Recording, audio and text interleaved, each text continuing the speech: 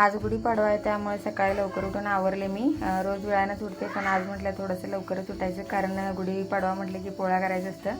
पोळाचं जेवण म्हटलं की आपल्याला लय वेळ लागतो, त्यामुळे आहे ना लवकर उठून मी इथं डाळ शिजायला टाकलं।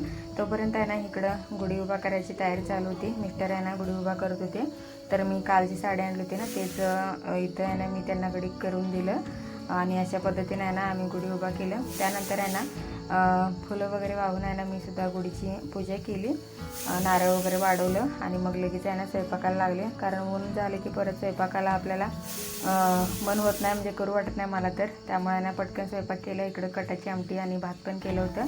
त्याचबरोबर आहे ना इथं पुरणाची पोळी पण करते मी आहे ना तेलाचीच पोळ्या करते पुरणाची। मला पिठाचे जमत पण नाही आणि मी करत नाही कधी, तर अशा पद्धतीने आहे ना स्वयंपाक वगैरे जेवण वगैरे केलं। आणि आज आहे ना गुढीपाडवा त्यानिमित्ताने तुम्हाला सुद्धा गुढीपाडव्याच्या खूप खूप शुभेच्छा। तर या सर्वजण जेवायला व्हिडिओ आवडला तर लाईक करा। बाय।